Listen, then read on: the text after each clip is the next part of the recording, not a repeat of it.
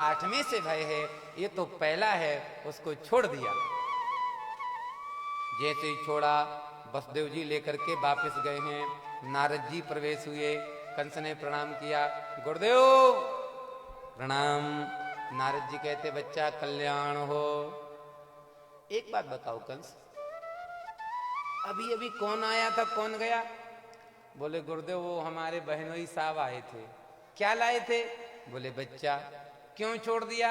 मुझे तो 8वें से डर, ये तो पहला है। नारद जी बोले बाउरे तुझे पता नहीं है, देवताओं की लीला अद्भुत होती है। मतलब पहला भी 8वां हो सकता है और 8वां भी पहला हो सकता। कंस कहता मेरी समझ में नहीं आती। नारद जी ने तुरंत एक कमल का पुष्प उठाया और उसकी पंखुड़ी गिनवाई।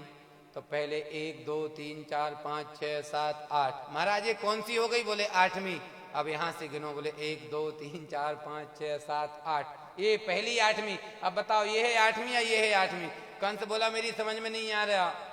नारद जी बोले हाँ, बस जैसे ये समझ में नहीं आ रहा ऐसा वो भी समझ में नहीं आएगा। मतलब जैसे पहली 8वीं हो गई, 8वीं पहली हो गई, ऐसा ना हो कि देवकी का पहला 8वां हो जाए। कंस बोला गुरुदेव जब जब मेरा अकल्याण हुआ है आप कल्याण करने आ गए। नारद जी बोले बेटा चिंता मत कर, जब तक पूरा कल्याण नहीं कर दूंगा शांति से बिल्कुल नहीं बैठूंगा।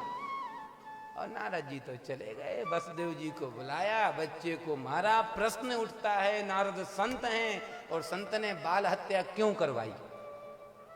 प्रश्न उठता है। तो सुनो, इसके कई कारण हैं। इन सारे कारणों पर विशेष चर्चा हम कल करेंगे, आज समय कम है। बस इतना ही मान लो, नारद जी जानते हैं दुष्ट जब तक पाप करेगा नहीं तो पाप का घड़ा भरेगा नहीं, और जब तक घड़ा भरेगा नहीं तब तक फूटेगा नहीं और फोड़ने वाला आएगा नहीं। तो एक एक करके 6 को मार दिया। 7वें में साक्षात भगवान शेषनाग बलराम जी पधारे हैं। भगवान ने योग माया के द्वारा शेषनाग को देवकी मैया के गर्भ से रोहिणी मैया के गर्भ में पहुंचा दिया। क्यों पहुंचा दिया? भगवान जानते हैं क्या कि 7 में कोई और नहीं साक्षात शेषनाग है। और अगर मामा जी इनको मारने आए और दाऊ दादा को गुस्सा आ गई तो एक फुफकार लगाएंगे, एक फुफकार मार दी तेजी से तो पूरा का पूरा महाराज मथुरा कंस के सहित जल के राख बन जाएगी। मेरा जन्म होगा नहीं, कंस पहले मर जाएगा। इसलिए दाऊ जी को भगवान ने भिजवा दिया। कंस को पता चला 7वां गर्भ नष्ट हो गया।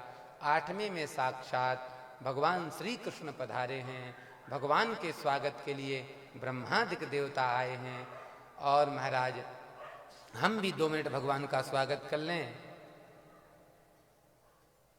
स्वागतम कृष्ण शरणागतम पाहि, स्वागतं कृष्ण शरणागतं पाहि, स्वागतम कृष्ण शरणागतम कृष्ण, स्वागतं कृष्ण शरणागतं कृष्ण।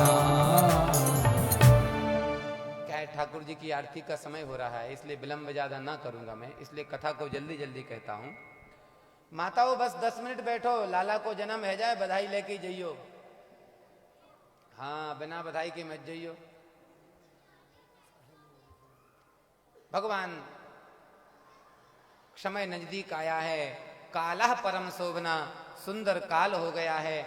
आज भगवान उसी कारागार में प्रकट हुए हैं। जैसे राम के रूप में प्रकट हुए थे ऐसे कृष्ण के रूप में प्रकट हुए हैं। भगवान ने कहा देवकी मैया से, मैया बाबा से कह दो मैं आ गया हूं। देवकी मैया ने कहा आप पुत्र के रूप में मैं आपको चाहती थी, आप तो भगवान के रूप में शंख चक्र गदा पद्म लेकर के आए हो। भगवान ने कहा मैया मैं इसलिए लेकर के आया हूं क्योंकि अपनी बुराई मामा से है, वो कंस आएगा मारने के लिए, इसलिए मैं शंख चक्र गदा पद्म लेके आया हूं। एक नहीं हजारों कंस आए कुछ नहीं बिगाड़ पाएंगे। मैया ने कहा चाहे जो हो आप तो बालक बन जाओ, तब भगवान बभूवः प्राकृत शिशु, भगवान बालक बन गए। अब बोले मैया अब तो कह दे वसुदेव बाबा से कि मैं आ गया हूं। तो देव की मैया कहती देख लाला, जब काऊ के यहाँ छोरा होवे तो नंग धड़ंग पैदा होवे, तू तो कपड़ा पहने हैं। ठाकुर जी बोले मैया मैं कपड़ा पहन के इसलिए आया हूं, जब किसी के यहाँ बालक होता है तो उसके लिए टोपी कुर्ता मामा के यहाँ से आता है, और अपनी तो मामा से बुराई है, तो मामा तो कछु देगो ना है। तो कहा मैं ऐसे ही डोलूंगा। मैया बोली तो टोपी कुर्ता की पड़ी है, चल तू बालक बन जा। ठाकुर जी ने कहा माँ अगर मैं बालक बन जाऊंगा फिर कुछ नहीं कर पाऊंगा। ठाकुर जी बोले माँ मैं कुछ नहीं कर पाऊंगा, ना तुम्हारी रक्षा कर पाऊंगा ना अपनी रक्षा। मैया बोली चाहे जो हो तुम तो बालक हो जाओ। तो सुखदेव जी कहते राजन बभूवः प्राकृत शिशु, भगवान बालक बन गए। और जैसे ही बालक बने तुरंत भगवान रोने लगे हैं। जैसे ही भगवान रोए हैं मैया कह रही लाला चुप है जा, लाला चुप है जा। पर भगवान काहे को चुप होए, भगवान इतना रोए हैं, इतना रोए हैं। जब भगवान चुप करने पर भी चुप नहीं होते तो आज देव की मैया स्वयं रोने लगी है। जब देव की मैया की आंखों में आंसू देखे हैं तो भगवान चुप हो गए और कहते माँ तू क्यों रो रही है? मैं रोने के लिए नहीं, रुलाने के लिए नहीं, मैं हंसने और हंसाने के लिए आई हूं, तू क्यों रो रही है? तब देव की मैया कहती है लाला मैं इसलिए रो रही हूं कि तुम तो बालक बन गए, तुम्हारे लिए मैंने कितनी यातनाएं सही हैं, कितना कारागार में रही हूं, और आज तुम्हारा जन्म हुआ है। कुछ ही देर में भैया आएंगे, तुमको ले जाएंगे और मार देंगे। भगवान बोले मैया चिंता मत करो, मोई तुम गोकुल भेज दो नंद बाबा के यहाँ, वहां से कन्या ले आओ। तो मैया कहती तुम्हारे पिताजी के हाथ में बेड़ियां पड़ी हैं, कैसे जाएंगे? तब भगवान कहते माँ जीव बंधन में कब तक रहता है? जब तक जीव मेरा आश्रय ग्रहण नहीं करता तब तक जीव बंधन में रहता है, मेरा आश्रय तो ग्रहण करो। और आज वसुदेव ने भगवान का स्पर्श किया है, चट चट करके बेड़ियां टूट गईं, ताले खुल गए, पहरेदार सो गए। वसुदेव जी ने कन्हैया को रखा है सर पे और मथुरा से जा रहे हैं गोकुल के लिए। अरे सर पे उठाए वसुदेव कन्हैया जी को लेके चले, सर पे उठाए वसुदेव लेके चले, हाँ जी लेके चले, लेके चले, हाँ लेके चले, हाँ जी लेके चले, लेके चले, हाँ जी लेके चले। सर पे उठाए वसुदेव कन्हैया जी को लेके चले, सर पे उठाए वसुदेव कन्हैया जी को लेके चले। बिन खोले सब खुल गए ताले, बिन खोले सब खुल गए ताले, नींद में सो गए पहरे वाले, नींद में सो गए पहरे वाले। जब प्रगटे हैं मुरली वाले, जब प्रगटे हैं मुरली वाले। टोकरी में लियो है सुलार कन्हैया जी को लेके चले, टोकरी में लियो है सुलार कन्हैया जी को लेके चले।